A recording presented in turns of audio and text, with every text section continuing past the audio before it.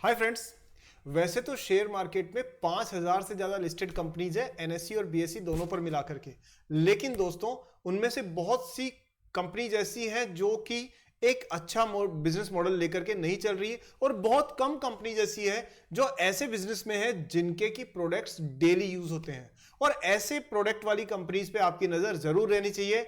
आज बात कर रहे हैं दोस्तों ट्राइडेंट लिमिटेड की, जो कि बाथ लिनन और यार्न, जो आपके बेड शीट्स वगैरह बनती है ना, उसमें एक बहुत बड़ी लीडिंग कंपनी है। इसके स्टॉक को एनालाइज करेंगे और वीडियो के लास्ट तक आप साफ तौर पे समझ जाएंगे कि इस ट्राइडेंट कंपनी में एज एन इन्वेस्टर आपको किस तरीके के रिटर्न्स का एक्सपेक्टेशन करना चाहिए, इसके बिजनेस मॉडल में कितना दम है, और इसका आने वाले टाइम में प्राइस किस तरह से मूव कर सकती है। सारे क्वेश्चंस का आंसर्स आपको इसी वीडियो में मिलने वाले हैं। बहुत इंपॉर्टेंट वीडियो है, काफी इंफॉर्मेटिव है, जरूर देखिए, पूरा देखिए और एक अच्छे इन्वेस्टर बनिए। चलिए दोस्तों, स्टार्ट करते हैं सागरनॉमिक्स।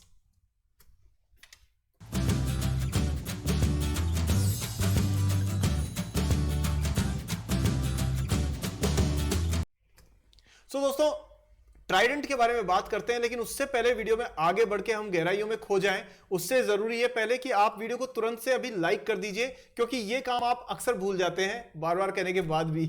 चलिए, तो आप लाइक करिए और चैनल पे पहली बार आए तो अभी सब्सक्राइब करके बेल आइकन को ऑन कीजिए ताकि मेरी नेक्स्ट वीडियो आपको तुरंत मिल जाए। चलिए दोस्तों, देखते हैं ट्राइडेंट लिमिटेड का स्टॉक। ये आपके स्क्रीन पर ट्राइडेंट लिमिटेड के बेसिक्स आपको नजर आ रहे हैं। और अब हम सबसे पहले देखते हैं कंपनी एक्चुअली क्या फील्ड में है, किस तरह से काम कर रही है। तो दोस्तों, ये आप जान लीजिए कि ये 1990 में स्टार्ट हुई थी कंपनी, यानी कि 33 साल पुरानी कंपनी है। और इसके मेजर जो प्रोडक्ट्स हैं ना, वो हैं बाथ लिनन, बेड शीट्स, और जो कपड़ों वगैरह से संबंधित चीजें होती है वो, ठीक है, जो पिलो कवर वगैरह होते हैं वो। और साथ में ये पेपर में भी काम करती है, पेपर के प्रोडक्ट्स भी बनाती है। तो 100% जो कॉटन कॉम्बैट यार्न है, सबसे पहला प्रोडक्ट इसका वो है। दूसरा होम टेक्सटाइल्स है, जिसमें बाथ एंड बेड लिनन, जो टावल आवल नहीं होते अपने, टावल हो गए, बेडशीट हो गई, बिस्तर पे बिछाने की चादर हो गई, ये है ना, इस तरीके की चीजें हैं। कंफर्टर्स वगैरह ये सब बनाती है ये। और पेपर के प्रोडक्ट्स भी बनाती है, जिसमें ब्रांडेड कॉपी और पेपर वगैरह ये सब होते हैं। अच्छा, इसका दोस्तों देखिए आप इसमें कि 6 लाख के आसपास इसके पास स्पिंडल्स है, वो जो घूमने वाले होते हैं ना, जिनपे धागा लिपटता है। 7000 से ज्यादा रोटर्स है, 320 एयर जेट है, 672 लूम्स है, वो जो कपड़े बनाने वाली, किस चीज के लिए, टावल के लिए, टेरी टावल के लिए। और 500 के आसपास लूम्स है बेडशीट्स बनाने के लिए। तो आप सोच सकते हैं कि कितनी बड़ी ये लीडरशिप पोजीशन लेके बैठी है। अब मेन बात करते हैं कि रेवेन्यू कहां से आ रहा है। सो दोस्तों, इसका रेवेन्यू आ रहा है 86% आ रहा है टेक्सटाइल से, और 14% आ रहा है इसका केमिकल्स से। ठीक है, अब ये तो मैंने आपको नंबर बता दिए, लेकिन इसका मतलब क्या है वो भी बताने वाला हूं। पहले एक चीज और सुनिए कि ज्योग्राफिकली इंडिया से इसका बिजनेस आ रहा है 32%, और यूएसए से आ रहा है 44%, और पूरी दुनिया से 24% आ रहा है। अब बात यह है कि ऐसे फैक्ट्स तो आपको अलग अलग वीडियोस में कोई ना कोई बताता ही रहेगा, लेकिन facts don't tell, facts tell, story sell. आपको स्टोरी समझ में आनी चाहिए, डॉट्स को कनेक्ट करना समझ में आना चाहिए। अब मैं वो आपको बताता हूं। ये वो चीज है जो वीडियो का कंटेंट का सार, संक्षिप्त सब कुछ है, जो कि आमतौर पे मिस आउट हो जाता है। बड़े बड़े जो एक्सपर्ट्स हैं वो इन चीजों को छोड़ देते हैं। मेरी कोशिश होती है कि आप उस चीज को समझो जो बाकी लोग नहीं समझाते हैं। पॉइंट यह है कि कंपनी का रेवेन्यू आता है इंडिया से, यूएसए से, और पूरी दुनिया से। मतलब क्या हुआ, अगर मान लीजिए दुनिया के किसी एक हिस्से में कोई प्रॉब्लम आती है, मान लीजिए वॉर छिड़ गया, युद्ध छिड़ गया, तो बाकी कंपनीज जो उस जगह पर डिपेंडेंट है उनका बिजनेस ठप हो जाएगा। लेकिन ट्राइडेंट का बिजनेस पे ज्यादा फर्क नहीं पड़ेगा, क्योंकि अगर उन्होंने, जैसे मान लीजिए यूएसए में कोई वॉर होता है, भगवान ना करे हो, तो वहां का बिजनेस अगर डाउन होगा तो ये इंडिया से कमा लेंगे, ये दुनिया की बाकी जगह से कमा लेंगे। तो ये बहुत डाइवर्सिफाइड अपना बिजनेस लेके चल रहा है, that is a plus point. Second thing कि इनका जो प्रोडक्ट है ना वो है बाथ लिनन। अब ना ध्यान से सुनिएगा, बाथ लिनन यूज होता है हमारे घरों में, टॉवल, बेडशीट घर में यूज होते हैं ना। इसके अलावा और कहां यूज होते हैं? अरे बाबा, होटल्स में। और आपको पता है, पिछला जो अभी रिपोर्ट है उसके हिसाब से होटल इंडस्ट्री सबसे तेजी से ग्रो करने वाली इंडस्ट्रीज में से एक है। 15% की रेट से इसने ग्रो किया है रिसेंटली। आप सोचिए, अगर होटल इंडस्ट्री का धंधा बढ़ेगा तो फायदा किसको होगा? ट्राइडेंट को होगा कि नहीं होगा, क्योंकि होटल्स के रूम्स ज्यादा अलॉट होंगे तो ट्राइडेंट के बाथ लिनन और बेड शीट्स और ये भी तो डिमांड बढ़ेगी ना इनकी। इस तरह से ना डॉट्स को कनेक्ट होना करना आना चाहिए, तब आप एक इंटेलिजेंट इन्वेस्टर, एक स्मार्ट इन्वेस्टर बन जाएंगे। चलिए वीडियो कर देते हो आप, तो पता ही नहीं क्या हो जाता है। हालांकि बहुत से मित्र ये भी कह के मेरे को सपोर्ट करते हैं कि सर आप वीडियो लंबा बनाओ, कोई दिक्कत नहीं है। चलो मैं आपको वैल्यू दे सकूं, दैट इज इंपॉर्टेंट। अब फटाफट से देख लेते हैं। मार्केट कैप 21,000 करोड़ रुपए की है, जो कि मिड कैप के आसपास की कंपनीज को बनाती है। और अगर आप ये देखें 42-43 रुपए की मार्केट की प्राइस है इसकी, तो कोई भी व्यक्ति इसको आराम से अफोर्ड कर सकता है, बहुत महंगा शेयर नहीं है। तो जो लोग कहते हैं ना सर सस्ता शेयर बताओ, तो आपको सस्ता शेयर ही सामने है आपके। डिविडेंड देती है कंपनी अच्छी ईमानदारी से, 0.81% इसने डिविडेंड दिया है, और 41 रुपए 60 पैसे के परसेंट के आसपास इसने 41.6% डिविडेंड का पे आउट रहा है इसका। सेल्स 5 साल में 6% से बढ़ी है, 6.7, लेकिन प्रॉफिट बढ़ा है 10.8, यानी कि मुनाफा ज्यादा तेजी से बढ़ रहा है सेल्स के मुकाबले, और यह शो करता है कि लॉन्ग टर्म में कंपनी का बिजनेस ग्रो करने के पूरे चांसेस बन रहे हैं। हालांकि गारंटी नहीं है, लेकिन फिर भी संभावना इसकी ज्यादा है। प्रोमोटर 73% के साथ पूरी कंट्रोलिंग स्टेक में, कोई गिरवी नहीं रखा हुआ एक शेयर भी इसका, और डेट टू इक्विटी एकदम कंफर्टेबल है 0.4, तो कर्जे का भी कोई भार इस पर ज्यादा नहीं है। पायोस की स्कोर 6 बताता है कि कंपनी फाइनेंशियली मजबूत है, और साथ में ग्राहम नंबर इसका 12 है, और प्राइस चल रही है 40 के आसपास, तो 3 गुना के आसपास में है, जो आप मानिए कि सही है इस प्राइस के, मतलब कंपनी के हिसाब से। अगर आप बात करें अभी रिसेंटली, तो थोड़ा कुछ टाइम से जून 22 से इनका थोड़ी सी कमाई में कमी आई थी, मतलब अर्निंग पर शेयर कम हुआ था, लेकिन प्राइस थोड़ी सी ज्यादा चढ़ रही है इसकी। तो यहां पर देखना यह बनता है कि इसको बाय ऑन डिप्स पर आप लोग कंसिडर करें, मतलब तेजी से जब प्राइस बढ़ रही हो ना, तब इसमें हाथ ना डाला जाए, मेरा ये सजेशन है। लेकिन अगर आपको ये तेज गिरावट होती है तो यहां मौका बन सकता है। ये दोस्तों इसके कॉम्पिटिटर्स है, वेलस्पन, रेमंड वगैरह, ये सारे तो सब अपना अपना काम कर रहे हैं। अब बात करते हैं सेल्स की, तो देखिए ये रिसेंट नतीजे हैं। पिछले साल दिसंबर के मुकाबले में इस साल के दिसंबर में इसकी सेल्स बढ़ी है 16,000 करोड़ की बजाय 18,000 करोड़, ठीक है। तो साल दर साल ये बढ़ोतरी है, और तिमाही वाइज देखो 3 मंथ्स के हिसाब से, क्वार्टर ऑन क्वार्टर, तो 1798 से 1835, यानी कंपनी क्वार्टर ऑन क्वार्टर भी बढ़ रही है और ईयर ऑन ईयर भी बढ़ रही है। तो इसका मतलब लॉन्ग टर्म में भी ग्रोथ है, शॉर्ट टर्म में भी ग्रोथ है, ठीक है। अभी देखें मटेरियल कॉस्ट, अब ये एक्सपेंसेस, अब ना इससे पहले आप ये देखो कि इनका ऑपरेटिंग प्रॉफिट मार्जिन है ना, वो थोड़ा कम हुआ है। ये चिंता का तो नहीं, लेकिन एक ध्यान रखने का विषय है। 19% था, फिर 21%, फिर 18%, फिर एक बार तो 10% ही हो गया था, फिर इन्होंने बढ़ाया 17-15, अभी 13% था लास्ट टाइम, और अब 14% है। अब ये सब क्यों है?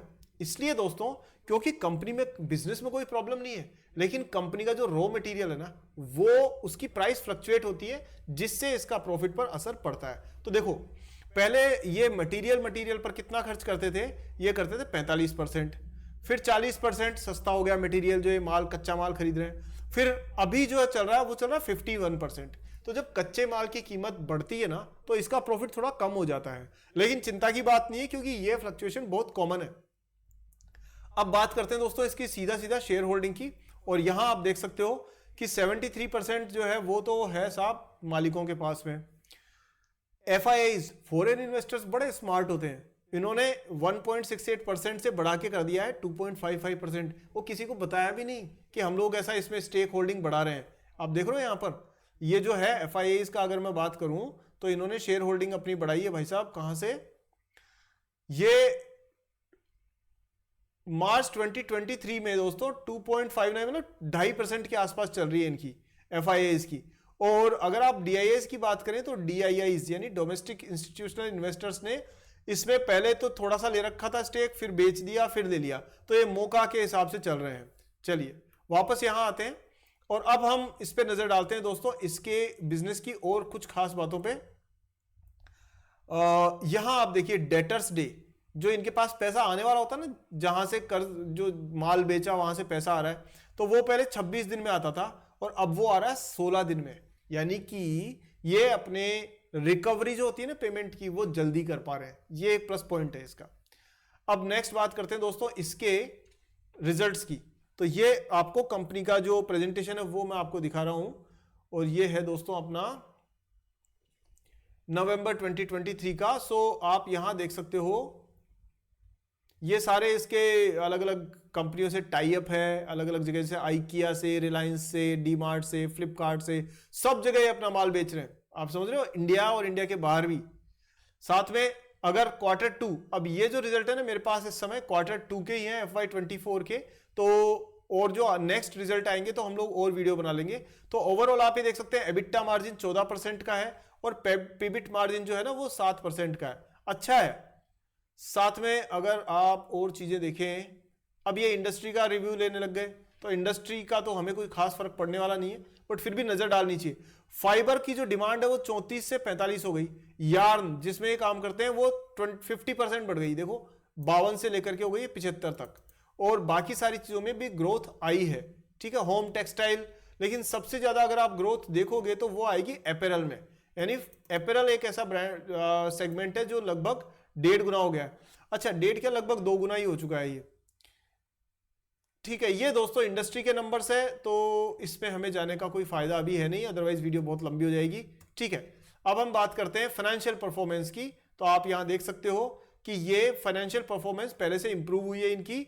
रेवेन्यू जो इनका आया है वो पहले 30,000 से अब ये 32,000 के आसपास हुआ है। एबिटा भी इनका थोड़ा सा ग्रो हुआ है 13 से 15%। और जो शुद्ध मुनाफा है, शुद्ध खास मुनाफा, पता नहीं दुनिया की कौन कौन सी अलग अलग मेट्रिसेस होती है, लेकिन मेरे को तो दोस्तों यही समझ में आती है। मेरे हिसाब से तो किसी भी बिजनेस का सबसे बड़ा पॉइंट ये होना चाहिए, प्रॉफिट आफ्टर टैक्स, शुद्ध मुनाफा। ये बढ़ा है इनका 5 से 6% के आसपास, तो वो एक ओवरऑल पॉजिटिव चीज है। बात करते हैं इसके टेक्निकल्स की। और हाँ दोस्तों, एक चीज मैं आपको ये जरूर कहूंगा कि मेरे ना वीडियोस के अलावा आप मेरी पोस्ट लगातार देखते रहिए और उस पर कमेंट जरूर करिए, क्योंकि मेरे मन में जो सवाल होता है ना वो मैं आपको कमेंट्स के थ्रू या पोस्ट के थ्रू पूछ सकता हूं, तो वो मैं जब पूछूं तो उसमें बताइएगा। और साथ में कुछ लोगों के कॉन्सेप्ट्स को लेकर के कुछ प्रॉब्लम्स थी, कुछ लोगों को चीजें समझने में थोड़ा और सपोर्ट चाहिए था, वो तो मैं कुछ लाइव सेशंस भी प्लान कर रहा हूं आने वाले दिनों में, कुछ वर्कशॉप, कुछ वेबिनार वगैरह अपन लोग कर लेंगे। हाँ, लेकिन अगर आप इंटरेस्टेड हैं तो मुझे इंटरेस्टेड लिख करके बताइए, ताकि मैं फिर अपना टाइम उस हिसाब से एलोकेट करके और आने वाले दिनों में प्लान कर सकूं। तो उसमें आप और हम चैट के थ्रू रूबरू हो पाएंगे, कुछ चीजें आमने सामने हो जाएंगी, वो चीजें तो आपके डाउट्स काफी हद तक क्लियर करने की कोशिश करूंगा। अगर इंटरेस्टेड है तो मुझे बताइएगा, तो मैं प्लान कर लूंगा उस हिसाब से, ठीक है। चलिए अब वापस यहां आते हैं। और हाँ, ये सारी सूचनाओं के लिए मेरी पोस्ट पे आपको डिटेल्स मिलती रहेंगी। अब बात करते हैं टेक्निकल्स पे। तो यहां टेक्निकल चार्ट में आप देख सकते हैं कि दोस्तों ट्राइडेंट का टेक्निकल चार्ट, मूविंग एवरेजेस जो है उन्होंने क्रॉसओवर दिया है यहां पर, ठीक है। लेकिन उसके बाद में क्योंकि ये एमएसीडी उस टाइम पर फ्लैट था और आरएसआई भी फ्लैट था, तो यहां तक सिग्नल ने कुछ आगे दिया नहीं। लेकिन उसके बाद में क्रॉसओवर का असर नजर आना शुरू हुआ और कंपनी तेज रनअप करती हुई नजर आई। यहां पर अभी कंपनी है कंसोलिडेशन वाले फेज में, ये देखिए, ये जो कंसोलिडेशन में, तो यहां पर ये इसका सपोर्ट है, ठीक है। कितने पर है जी सपोर्ट? करीब 43 के आसपास में, ये देखिए 43 पे सपोर्ट है। तो अभी से अगर ये मान लीजिए 40 रुपीज के आसपास जाती है तो थोड़ा सा प्रेशर इसमें देखने को मिल सकता है, आपको 35 तक के स्तर देखने को मिल सकते हैं। लेकिन अगर यहां से बाउंस होने के बाद दोस्तों ये 50 से ऊपर रह जाती है, यानी 50 क्रॉस करके 51, 52 पे मान लीजिए एक हफ्ता अगर ये ऊपर रह गई, तो फिर मान के चलिए फ्लैग पैटर्न कंप्लीट हो जाएगा और फिर ये आपको 75, 80, 100 रुपीज तक भी जाती हुई मीडियम टर्म में दिख सकती है। और क्योंकि ट्रेंड को कंफर्म करने के लिए आरएसआई और एमएसीडी पर भी नजर जरूर रखिएगा और वॉल्यूम देखिएगा, ट्रेडिंग वॉल्यूम बढ़ेगा तो इसके ट्रेंड को मजबूती मिलेगी। सो दोस्तों, ये एक ओवरऑल नटशेल में आपको एक मैंने ट्राइडेंट का समरी दी है, एक रिव्यू दिया है। कैसा लगा आपको मुझे लिख करके जरूर बताइए दोस्तों, मुझे बड़ा अच्छा लगता है जब आप कमेंट करते हो। और हाँ, वीडियो लाइक तो करिए दोस्तों, सारा काम मैं ही करूं, कुछ आप भी करो करना चाहिए कि नहीं भाई? आप छोटा भाई मानो, बड़ा भाई मानो, दोस्त मानो, कुछ भी, लेकिन कुछ हक से अगर मैं आपको बोलूं तो करोगे क्या? वीडियो को हमेशा लाइक करो और हमेशा शेयर करो, सबको शेयर करो दोस्तों। यहां मार्केट में ना इतनी उल्टी सीधी चीजें फैलाते रहते हैं दोस्त, कोई भी कुछ भी बोलता रहता है, गारंटियां देते रहते हैं। इसमें माहौल में साफ सुथरा रिसर्च बेस्ड जेन्युइन कंटेंट अगर कोई बना रहा है तो उसको आप अधिकतर लोगों तक पहुंचाने में मेरी मदद करो, ताकि किसी भाई किसी बहन का नुकसान होने से बच जाए और वो सही डिसीजन ले पाए। दोस्तों एक इसके अलावा मैं आपको, तो वीडियो को शेयर करिए इंस्टाग्राम, फेसबुक, टेलीग्राम, व्हाट्सएप, जहां भी मौका मिले ग्रुप्स में और कम्युनिटीज में, ये करना ही है आपको ये काम। और वीडियो को लाइक हमेशा किया कीजिए, अदरवाइज ये वीडियो ना ज्यादा पॉपुलर नहीं हो पाते और फिर किसी को पहुंच ही नहीं पाते। चलिए, इसके अलावा दोस्तों एक चीज ये है कि मैं आपको किस टॉपिक पर वीडियो चाहिए उसका मुझे कमेंट सेक्शन में लिख के बताइए, ताकि मैं आपके हिसाब से वीडियो को, कंटेंट को डिजाइन कर सकूं। और हमेशा की तरह दोस्तों मुझे टाइम देने के लिए, इतना प्यार, इतना सपोर्ट देने के लिए हृदय की गहराइयों से आपका बहुत बहुत धन्यवाद। जल्दी ही मिलूंगा आपसे। चैनल अगर सब्सक्राइब नहीं किया तो अभी कर लीजिए, बेल आइकन ऑन कीजिए, वीडियो को शेयर करिए, लाइक करिए, और अगली वीडियो में जल्दी मिलता हूं। तब तक के लिए ध्यान रखिए अपना। जय हिंद।